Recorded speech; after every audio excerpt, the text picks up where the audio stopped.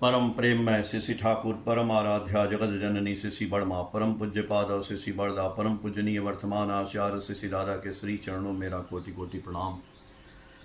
आज इस ऑनलाइन मुंबई के सत्संग में उपस्थित आप सभी पंजाधारी दादा लोगों को मेरा हार्दिक जय गुरु और सभी गुरु भक्तों माताओं बहनों बच्चों को भी मेरा हार्दिक जय गुरु। आज तो आनंद ही आ गया। आज संजय दादा ही संचालन कर रहे हैं। आपकी आवाज़ इतनी मधुर है कि आपकी आवाज़ से ही आदमी प्रभावित हो जाता है। और अभी दादा ने हमसे फ़ोन किया था मुंबई से, मलिक दा है ना, कि दादा जुड़िए। मैं सुन तो रहा था सब। तो आज बड़े सौभाग्य की बात है मेरे लिए कि ठाकुर जी के बारे में कुछ बोलने का अवसर मिला। और अभी दादा भजन गा रहे थे, उनके पीछे पीछे लोग और गा रहे थे। तो उस गाने में, उस साउंड में, उसको सुन करके ही आनंद आ रहा था। उसको सुनने से भी आनंद आता है। आदमी देखिए बोलता है ना, सुनता है, सोचता है, करता है, आनंद लेने की बात है। ये आनंद आदमी कैसे लेता है। और इसीलिए हम लोग जीवन में एक आइडियल को उतारते हैं, अपने जीवन में ग्रहण करते हैं। ये अच्छी बात है। और आज के इस युग में आदमी को देखते हैं कि ज़्यादातर आदमी जो है डिप्रेशन का शिकार होता जा रहा है। अच्छे अच्छे लोग, अच्छे अच्छे बच्चे हर घर में मैं देख रहा हूं कि पता नहीं क्यों, आप लोग भी देखते होंगे। तो मैं चाहता हूं कि आज कुछ इस पे भी चर्चा किया जाए कि क्या ये सत्संग हम लोग जो कर रहे हैं, इससे हमारे इस परिवेश को फायदा है कि नहीं है। क्योंकि ठाकुर जी तो पूरा परिवेश के ही काम किए, परिवेश के लिए ही कर रहे हैं। और परिवेश की बात भी हम लोगों को बोले हैं कि इस इन्वायरमेंट को ही प्रेम करना है। तो इस इन्वायरमेंट को प्रेम करने के लिए ही ठाकुर जी जब बोले हैं, तो आप जो सत्संग कर रहे हैं वो उसी का एक हिस्सा है, पार्ट है। और बहुत अच्छा लगता है। एक दोहा है कि कस्तूरी कुंडली बसे अमृग ढूढ़े बनमाहि, ऐसे घटी घटी राम हैं दुनिया देखे ना है। कस्तूरी क्या होता है? उससे सुगंध, खुशबू आती है। कस्तूरी कुंडली बसे, यानी वो खुशबू जो है मृग ढूढ़े बनमाए, मृग यानी हिरन के नाभि में रहता है और वो उसकी नाभि से खुशबू आती है। जिस सब हिरन में नहीं होता है, किसी किसी हिरन में होता है। तो वो खुशबू हिरन को पता नहीं चलता है कि कहाँ से आ रही है। तो वो उसको तलाशता है और पूरे जंगल में मृग ढूढ़े बनमाहि, पूरे वन में जंगल में घूमता है कि भाई खुशबू कहाँ से आ रही है। बेचारा दौड़ते रहता है, लेकिन उसको पता नहीं चलता है कि वो खुशबू उसके अंदर से आ रही है। वैसे ही कह रहे हैं, ऐसे घटी घटी राम हैं दुनिया देखे ना है। ऐसे ही तो हमारे ठाकुर हैं जो आपके अंदर, मेरे अंदर, हम सबके अंदर ही हैं। लेकिन हम लोग इधर उधर न जाने कहां कहां भटकते भटकते खोज रहे हैं। लेकिन सबसे बढ़िया लग रहा है कि हम लोग इस सत्संग के माध्यम से फील कर रहे हैं कि ठाकुर यहीं हैं। ये बहुत बड़ी उपलब्धि है। एक पत्थर टूट टूट कर शंकर हो गया और एक पत्थर टूट टूट कर कंकड़ हो गया।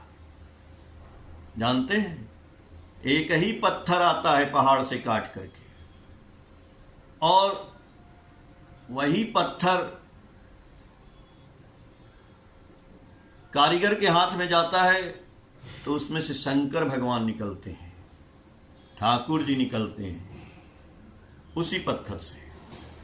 और वही पत्थर एक वर्कर के हाथ में जाता है तो कंकड़ बन जाता है और रोड पे बिछा दिया जाता है। वो पत्थर कौन है? वो पत्थर बना कैसे? शंकर की मूर्ति। वो पत्थर, कंकड़ कैसे बना और शंकर की मूर्ति कैसे बना? एक व्यापारी था। वो व्यापारी पत्थर जो है लाता था और एक दुकान पे बेच देता था। तो उसको 500 रुपया देता था जो दुकानदार था। जब वो बेचने जाता था उसके बाद बोलता था कि भैया ये पत्थर का करते क्या हो? बोला भैया ये पत्थर से मूर्ति बनाते हैं। तो बोला वो मूर्ति कहाँ है? तो उसने दुकान में दूसरी तरफ दिखाया कि देखो मूर्ति वहां पे बना के रखी गई है पत्थर की। बोला अच्छा पत्थर की मूर्ति बना के, तो उसकी कीमत क्या है? बोला 5,000 रुपये, 50,000 रुपये जैसी मूर्ति है, आजकल तो बहुत लाखों कीमत है। बोला अच्छा हम पत्थर लाते हैं तो 500 रुपये और तुम उसमें मूर्ति बना देते हो तो कीमत बढ़ जाती है। बोले हाँ, उसमें मेहनत करते हैं, उसमें शेप देते हैं, आकार देते हैं, उसको बनाते हैं और वो पत्थर में से भगवान निकलते हैं। जैसा मूर्ति निकलता है तो उसकी कीमत बढ़ जाती है। ठीक उसी तरह से हम सभी वही पत्थर हैं। अब सवाल उठता है कि हम कारीगर के हाथ में है या एक लेबर के हाथ में है। It's depend on you. सौभाग्य की बात है कि हम लोग कारीगर के हाथ में हैं। तो कारीगर ने क्या किया? क्या पत्थर में कुछ डाला? पत्थर का निर्माण हो गया। पत्थर में उसने क्या फिट किया? क्या फिट किया? कुछ डाला नहीं भाई, और पत्थर में से मूर्ति निकली। तो इस पत्थर में जो हमारा पत्थर है, ये हमारा ये जो शरीर बना है, इसमें फिर हम डालने की बात क्या करते हैं? हम डालेंगे तो ये क्या थोड़ी बनेगा, ये कुछ नहीं बनेगा। बहुत गलतफहमी है। हम जाके भगवान से भगवान आशीर्वाद दे दो, ठाकुर जी हमको धन दे दो, अर्थ दे दो, मान दे दो, यश दे दो, बुद्धि दे दो। हनुमान जी के पास भी कहते हैं बल बुद्धि विद्या देहु मही हरहु कलेश विकार। अरे भाई दे दो, दे दो। कहा पत्थर के ऊपर दे दो तो कुछ नहीं होगा पत्थर का। पत्थर में से मूर्ति कैसे निकली ये सोचना है, ये थिंक करना है कैसे निकली। पत्थर में से पत्थर निकाला गया। पत्थर में से जो पत्थर बेकार थे उनको छेनी हथौड़ी से काट करके निकाल दिया गया। जब निकाल दिया गया तो सुंदर सा एक भगवान की मूर्ति बन गई, सुंदर सा एक स्टैच्यू बना, सुंदर सा एक आपके चाहने लायक खिलौना, जो भी आप चाहते हैं, उन निकालने पर वो बना। तो फिर इस शरीर रूपी पत्थर में डालने की जरूरत नहीं है, इससे निकालने की जरूरत है। जब इसमें से एक्स्ट्रा चीज निकलेगा तो ये तो पहले से बना बनाया है, इसको तो भगवान बना करके भेजे हैं। इसीलिए इसको भगवान बना करके भेजे हैं, इसमें से निकालना है जो एक्स्ट्रा चीज इसमें आ गया है। और जब वो निकल जाता है तो आप तो बने बनाए इंसान हैं। कौन कहता है कि आसमां में सुराग हो नहीं सकता, एक पत्थर तो तबीयत से उछालो यार। इसीलिए जाजन की बात कही गई है। तो आज हम इसमें डालने की नहीं, आज हम इसमें से निकालने की बात करेंगे। वेस्ट पदार्थ को निकाल दीजिए महाराज। उस निकालने की बात के लिए ही हमें सदगुरु को पकड़ना पड़ता है। गुरु को निकलेगा नहीं, बहुत कड़ा पत्थर है भाई, छेनी हथौड़ी से काटना पड़ता है। और वही निकालेगा जो जानता है बारीकियां कि कहां से क्या निकालेंगे तो उसका नाक बनेगा, कहां से आंख बनेगा, कहां से ये एक बार एक कारीगर था, मूर्तिकार था, वो मूर्ति बना रहा था, बहुत बढ़िया मूर्ति बना रहा था। एक मंदिर का निर्माण हो रहा था। उस मंदिर में उसने एक मूर्ति बनाई बड़ी सी। एक फॉरेनर वहां घूमने के लिए आया तो देखा एक मूर्तिकार मंदिर के कोने में, मंदिर निर्माण चल रहा है और मूर्ति बना रहा था। तो वो वैसे ही मूर्ति एक और रखी थी और एक और मूर्ति वो काट रहा था। तो वो खड़ा होकर देखा कि दोनों मूर्ति एक टाइप की लग रही थी। तो उसने पूछा कि अरे सर, आप ये जो मूर्ति बना रहे हो, ये तो पहले से एक मूर्ति बना के आप रखे हो और फिर दूसरी क्यों बना रहे हो? तो उसने बोला कि दूसरी इसलिए बना रहे हैं कि उसमें ना डिफेक्ट हो गया है कुछ। तो बोला क्या डिफेक्ट हुआ है? हम तो देख रहे हैं कुछ नहीं डिफेक्ट है। बोला नहीं नहीं, उसके ना नाक पे थोड़ी सी क्रेक आ गई है। तो बोला वो कहाँ लगेगी? बोला यहाँ 40 फीट ऊपर लगेगी मंदिर पे। तो बोला 40 फीट ऊपर लगेगी तो क्रेक आ गया तो कौन देखता है भाई, उतनी ऊपर लगा देना था, वही दूसरी बना रहे हो, इतना मेहनत कर रहे हो। उसने, कारीगर ने छेनी हथौड़ी रख दिया। फिर उनसे बोला क्या आपने बोला? बोला हाँ, कौन देखेगा 40 फीट ऊपर, आप लगा दो उसी को। तो बोला वो कारीगर, मैं देखूंगा मैं। बोले मैं मतलब? बोले कोई देखे या ना देखे, जिंदगी भर मेरे मन में टीस चुभती रहेगी कि मैंने बेईमानी किया था। वो गड़बड़ मूर्ति जो वहां से चटक गई थी उसको 40 फीट ऊपर, ये मैं देखूंगा। और ये जब मेरे अंदर एहसास होगा ना, तो वहीं दिमाग डिस्टर्ब हो जाता है। ये ईमानदारी की चीज है, इसलिए हमें ईमानदार बनना पड़ेगा। इसीलिए ठाकुर जी बोले सर्वप्रथम हमें अपनी दुर्बलता के विरुद्ध युद्ध करना होगा। वो एक कारीगर, वो तो गुरु जी की दीक्षा लिया था कि नहीं लिया था ये तो हम जानते नहीं हैं, लेकिन वो ईमानदार था। इसीलिए ठाकुर जी बोल रहे हैं कि सबसे पहले हमको अपनी कमियों को ढूंढने का प्रयास करना है। वेयर इज माई फॉल्ट, और उस फॉल्ट को निकालना। मैंने बोला ना कि उसको निकालना है, केवल आपको डालना है ये नहीं है। आपके अंदर सच्चाई है, आपके अंदर ईमानदारी है, आपके अंदर खूबसूरती है, आपके अंदर हर कुछ है जो आप चाहते हैं, आपके अंदर बुद्धि भी है, आपके अंदर रुपया पैसा कमाने का दिमाग भी है, सब कुछ है। लेकिन वो ऊपर से जकड़ गया है, कई चीजों से पकड़ गया है, उसको निकालना पड़ेगा। ईमानदारी से पहले सोचना पड़ेगा कि हमारे अंदर वो डिफॉल्ट क्या है। इसीलिए ठाकुर जी ने कहा निष्ठा और प्रतिष्ठा की बात बोली।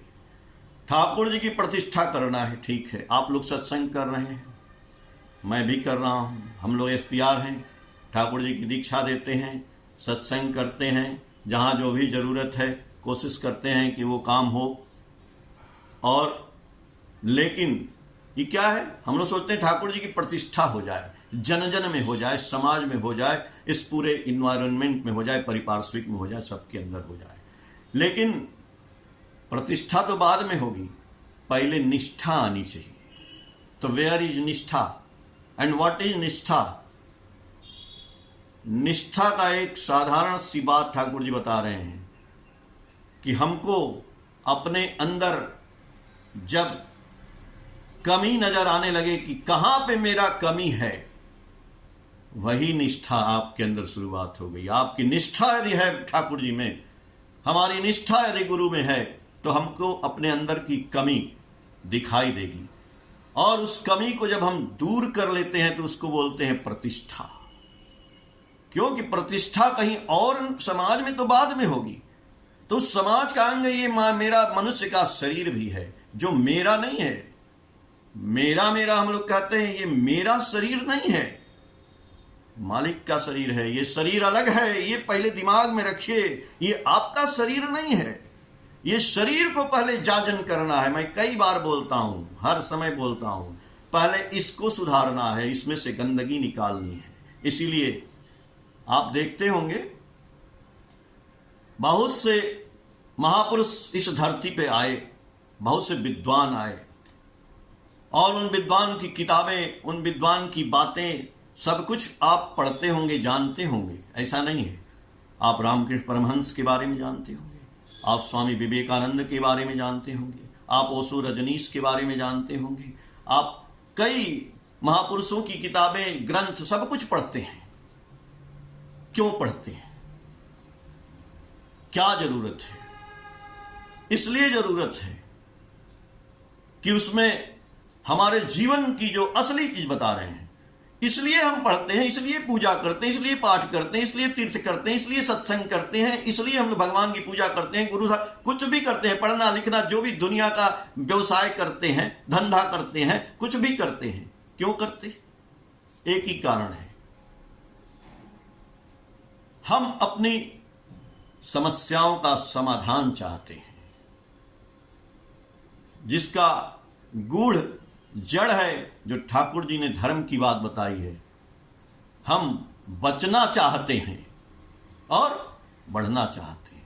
इसीलिए ठाकुर जी कहा सबको बचाना अपने बचना, इसको ही तू धर्म समझना। तो सबको बचाने के पहले इस शरीर जो बोले ना कि ये शरीर आपका थोड़े महाराज, ये दूसरे का शरीर है, ये भगवान ने दिया है, तो इस शरीर को बचाना है। पहले सबको बचाने में फर्स्ट मान लीजिए 100 लोग हैं, 100 चीज को बचाना है, पेड़ को, गिलहरी को, कुत्ता को, इसको, उसको, सबको बचाना है। नाव पे भी चढ़ गए आप, मान लीजिए पानी है, सबको बचाना है। नाव पे बहुत से लोग हैं, अब पानी में नाव डूबने लगी तो कैले किसको बचाएंगे? वो सबको छोड़ दीजिए, पहले इसको बचाएंगे, अपने आप को बचाएंगे, अपने शरीर को। आप बचेंगे तब ना गिलहरी को, आदमी को, सामान को बचाएंगे। तो आप बचबे नहीं करेंगे तो आप क्या करेंगे? आप तो डिप्रेशन में घूम रहे हैं, आप तो पगलाए पड़े हैं। काहे पगलाए भाई? जाते हैं डॉक्टर के पास, डिप्रेशन वाले लोग, काउंसलिंग करता है डॉक्टर, काउंसलिंग की फीस लेता है 2000 4000 एक सीटिंग का। ठीक हो जाता है आदमी? नहीं ठीक होता है। इतना बढ़िया काउंसलिंग हो रहा है, इस सत्संग को अटेंड करिए। मलिक जी कर रहे हैं, संजय दादा करते हैं, बहुत से सत्संग ऑनलाइन होते हैं। भाई ऑफलाइन नहीं करते हैं तो ऑनलाइन करिए, लेकिन ऑफलाइन भी जरूरी है।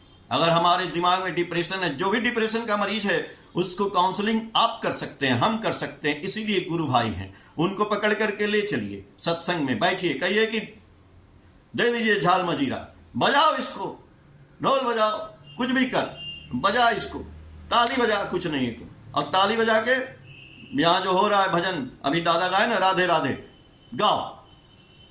एक दिन गाएगा, 2 दिन, उसको 30 दिन रोज गवाइए, रोज भजन गवाइए। उसका डिप्रेशन कैसे नहीं ठीक होगा? उसकी सोच इधर आ जाएगी। The sound of your call must reach me because I am sound, I am the sound of wave. Thakur ji बोले थे कि साउंड और उसकी वेलासिटी, आप साइंस में पढ़े हैं ना, साउंड और उसकी वेलासिटी। तो साउंड कहां कहां चलता है? ठोस में, लिक्विड में, गैस में, सब जगह चलता है।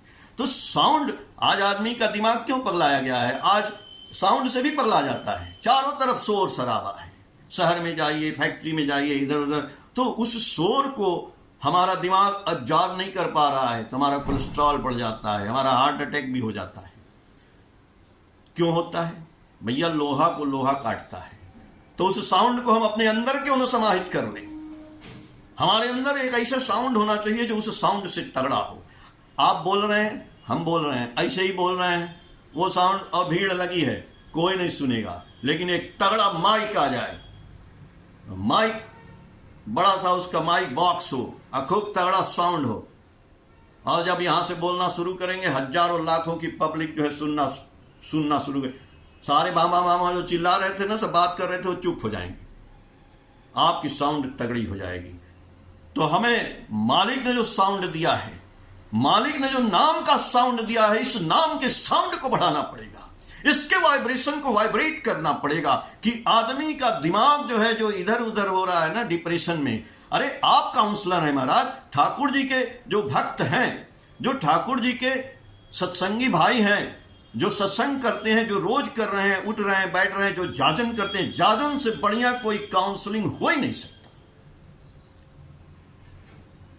डिप्रेशन जिसको है उसको आप जाजन करिए, जो बढ़िया खूब सुंदर जाजन करता है, और नहीं तो जो जाजन कर रहा है उसकी बातों को उसको सुनाइए, उसके कान में लगा दीजिए ईयरफोन, सुन इसको और भजन गा। अगर हमको तो लगता है अगर वो 2 दिन, 4 दिन, 5 दिन, 1 महीना ये ठाकुर जी का भजन गा दे, कीर्तन गा दे, खूब उसको मतवाला बना दीजिए अपने साथ ले जाकर के, देखिए उसका पागलपन न ठीक हो जाए तो कहिए। लेकिन वो तो अकेले में पड़ा है, वो मरे जा रहा है, वो सोच सोच के मरे जा रहा है कि भैया हम क्या करें, हमारे पास तो कुछ है नहीं, हम अकेले रहेंगे, मेरा क्या होगा, मेरी बीवी का क्या होगा, मेरा बच्चा का क्या होगा, मेरा शरीर का क्या होगा, मेरे पास रुपया नहीं है, मेरे पास पैसा नहीं है, मैं पढ़ा लिखा हूं, मैं नहीं पढ़ा हूं। अरे भैया आप इतिहास गवाह है, कबीरदास कौन पढ़े थे महाराज, तुलसीदास क्या पढ़े थे महाराज, वाल्मीकि जी क्या पढ़े थे महाराज, कोई कुछ नहीं पढ़ा था महाराज। स्वामी विवेकानंद का कहीं से डिग्री उग्री लेके आए थे क्या? कोई कुछ नहीं पढ़ा था, सब पढ़ा था गुरु का ज्ञान। और उस गुरु के ज्ञान की वजह से ही सब इतने इतने विद्वान पढ़े। आज उन विद्वानों के ऊपर लोग पीएचडी करते हैं, रिसर्च करते हैं। तो वो विद्वान आप ही हैं। आप झूठे जो है डिप्रेशन के शिकार बने हुए हैं। आप आइए सत्संग में, हम लोगों से मिलिए, संजय दादा से मिलिए, मालिक जी से मिलिए, जो सब लोगों से मिलिए, बैठिए। और अगर नहीं मिलते हैं तो उन लोगों को, हम लोगों को जाजन करना है, उनके घर पे जाना है, उनको बोलना है कि ठाकुर जी ने हमको एक फार्मूला दिया है। आप महात्मा बुद्ध की बातें पढ़ लीजिए, ओशो की बातें पढ़ लीजिए, रामकृष्ण परमहंस की बातें पढ़ लीजिए, स्वामी विवेकानंद की बातें पढ़ लीजिए, सुकरात की पढ़ लीजिए, कितने भी सबकी बातें पढ़ लीजिए, लेकिन किसी में भी सलूशन हमको नहीं दिखाई देता है। इसीलिए ठाकुर जी की बातों में सलूशन हमको मिला। इतना दिन बाद हम तो खुद कहते हैं, कैसे मिला? ठाकुर जी बोले हैं कि जगत के समस्त ऐश्वर्य, ज्ञान, कर्म एवं प्रेम जिनके अंदर सहज ही उत्सारित हैं, जहां जाने से मनुष्य की चिरविच्छिन्न समस्याओं का चरम समाधान लाभ होता है, वही होते हैं मनुष्य के भगवान। और समाधान कैसे होता है? बिना फार्मूले का नहीं होता है कोई क्वेश्चन सॉल्व। गणित का सवाल, बीज गणित जाएंगे, ठाकुर जी का आलोचना खंड 2 में पढ़िएगा। आलोचना खंड 2 हिंदी में भी छपा हुआ है, तो आप उसको ले लीजिए। और उसमें लिखा है, उससे पहले हम बता दे रहे हैं, सुनिए। ठाकुर जी ने कहा है कि गणित का एक फार्मूला है, बीज गणित का, अलजेब्रा का, a प्लस बी का whole square, a square plus b square plus 2ab। ठीक? कौन से महाराज ने, कौन से महापुरुष ने, कौन से लोगों ने ये फार्मूला बताया आपको? कोई नहीं बताया। ठाकुर जी ये लिखे हैं उसमें कि जैसे बीज गणित का फार्मूला होता है, उस पे कोई भी क्वेश्चन आप रखोगे, ए की वैल्यू, बी की वैल्यू, तो मल्टीप्लाई होकर के जो भी करना है करने से उसका फार्मूला का वैल्यू निकल जाएगा। ठीक? वैसे ही जीवन की जो समस्याएं हैं, जीवन के जो क्वेश्चंस हैं, इनका फार्मूला है। उन फार्मूले पर जब इस क्वेश्चन को रखते हैं तो जीवन की समस्या का समाधान होता है। और वो फार्मूला है यजन याजन इष्टवृत्ति, करले काटे महावृत्ति। 3 चीज, यजन याजन इष्टवृत्ति। यदि इस 3 चीज पे जीवन के फार्मूले को रख देंगे तो सारी समस्याओं का समाधान हो जाएगा।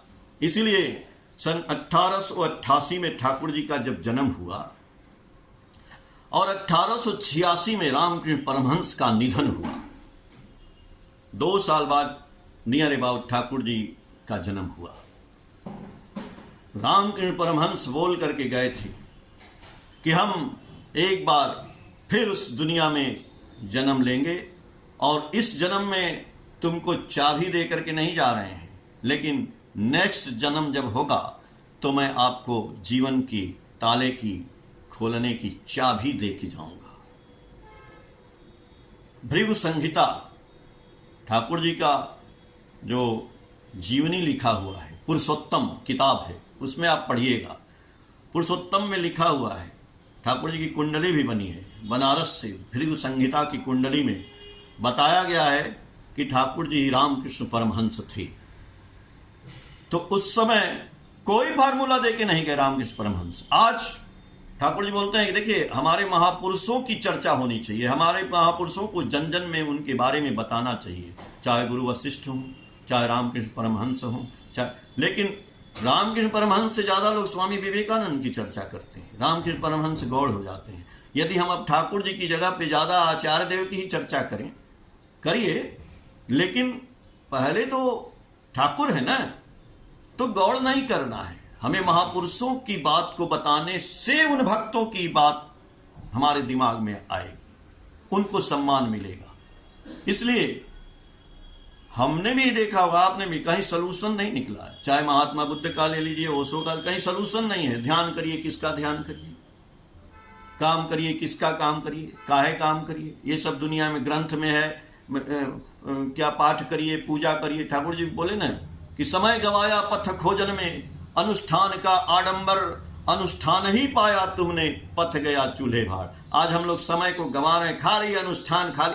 अरे थोड़ा बहुत ठाकुर जी बोले अनुष्ठान करने को, कि जब हम बैठते हैं, नाम ध्यान करते हैं, कुछ करते हैं तो थोड़ा मन लगाने, थोड़ी सी खुशबू अगरबत्ती एक जला दिए, थोड़ा सा फूल। अब ये अनुष्ठाने में दिमाग लगा दिए, और आज खाली अनुष्ठाने, नारियल फोड़ दो जी, यहाँ पत्ती चला दो जी, यहाँ ये लगा दो, तो तिलक लगा दो, तो फूल जोड़ दो, इससे उससे कुछ नहीं होगा।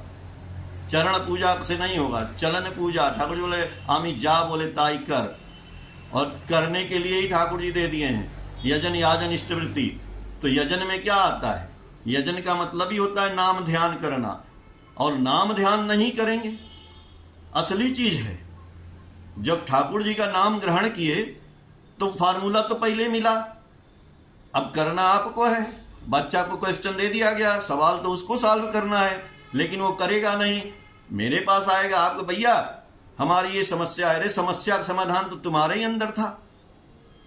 ठाकुर को क्यों ग्रहण किया? सदगुरु को क्यों ग्रहण किया? सदगुरु आकर के क्या करते हैं? किसी ने पूछा कि सदगुरु ग्रहण करने की क्या जरूरत है? सदगुरु वही हैं, बोले ना कि पत्थर कारीगर के हाथ में जाएगा तो कारीगर उसको, कलाकार उसको जो है एक्स्ट्रा पत्थर को हटा देगा। तो एक्स्ट्रा पत्थर इस शरीर में क्या लगा था? काम, क्रोध, मद, मोह, लोभ, मर्स, यही सब पत्थर हमको जकड़े हुए हैं चारों तरफ। इस पत्थर को छेनी हथौड़ी से काटने वाले मालिक जब उनके शरण में जाते हैं, दीक्षा जानो दक्ष करती प्रीति दीप्ति करे प्राण कूट कौशली अनुशीलन से कृति तीर्थ में कराए स्नान। तब जब मालिक का छेनी हथौड़ी चलता है, काम इधर से टूट के निकल गया, क्रोध का पत्थर इधर से निकल गया, अहंकार का पत्थर इधर से निकल गया, मोह का पत्थर निकल गया, लोभ का पत्थर। जब ये सब सारे पत्थर निकल जाएंगे तो you are the best fulfiller of God. आपके अंदर से एक भगवान निकलेंगे। और सही बात है, तब होगा कि कस्तूरी कुंडली बसे मृग ढूढ़े बनवाए, ऐसे घटी घटी राम हैं, ऐसे घटी घटी ठाकुर हैं, दुनिया देखे ना। ठाकुर आपके अंदर हैं, उनको हम लोग जकड़े पड़े हैं काम से, क्रोध से, मद से, मोह से, लोभ से। इसको हटाना है, इसको हटाने की कला है। हरि नाम कर ले सब किछु भालो हो जाए, रोग शोक दुख ताप किछु थाके ना। ठाकुर बोले थे नामई ब्रह्म आमई ब्रह्म धारते पारे, यही नाम निज नाम है मन अपने धर ले। ठाकुर जी बोले है ना, जब प्रार्थना करते हैं, ठाकुर जी बोले कि बोले बहुत प्रार्थना में पर क्या न वैसा काम, तो कल्पना में प्रकट हुए वे फल भी व्यर्थ तमाम। कर्मणैवाधिकारस्तेषु मा फलेषु कदाचन, यदा यदा हि धर्मस्य ग्लानिर्भवति भारत अभ्युत्थानम् अधर्मस्य तदात्मानं सृजाम्यहम् पवित्राणाय साधूनां विनाशायश्च दुष्कृतां धर्म संस्थापनार्थाय संभवामि युगे युगे। तो हमें मालिक को पकड़ लेना है, और मालिक को जो पकड़ेंगे, मालिक का जब हम काम करेंगे, तो मालिक अपनी जब छेनी हथौड़ी चलाएंगे तो ये सब निकल जाएगा। उसके अंदर से निकलेगा एक सच्चा इंसान, एक जीता जागता सुंदर इंसान। इसको कोई डिप्रेशन नहीं होगा। डिप्रेस्ड आदमी के लिए जब एक बार ठाकुर जी के पास रॉबर्ट कमिंग अंग्रेज थे, अमेरिका से आए थे, और जब जाने लगे बहुत दिन रहने के बाद, तो बोले ठाकुर हम जाएंगे अमेरिका, तो हमको अब गाइड कौन करेगा, हम बहुत दूर चले जाएंगे। देखिए यहां भी साउंड की बात आ रही है। क्या हम अमेरिका में साउंड बात नहीं करते हैं? अभी मोबाइल लगाते हैं तो अमेरिका से बात होती है ना। साउंड, लाइट पहले आता है कि साउंड आता है? बादल गरजता है ना, देखते हैं ना, उतनी दूर से भी रोशनी भी आ जाती है, साउंड भी आ जाता है। तो ठाकुर जी बोले you love me, your love will be directed how to be guided. तुम मुझे प्यार करो, तुम्हारा प्यार ही तुम्हें गाइड करता जाएगा। अब सोचिए, तो हम भी यदि इस जीवन में, ठाकुर जी कहते हैं सशरीर नहीं है। अभी मैंने कल एक कहानी डाली थी वीडियो में कि जो बोले उनकी माँ जो हैं, दादा भी चर्चा किए थे, ट्रेन को पकड़ के लटकी पड़ी थी। एक सफ़ेद रंग का धोती कुर्ता पहने आदमी आता है, उनको बोलता है माँ ये हटाओ, हाथ छोड़ो, और प्लेटफार्म पर बैठा देता है। तो ठाकुर जी तो अभी भी हैं। किस रूप में है? साउंड के रूप में है, मंत्र के रूप में है।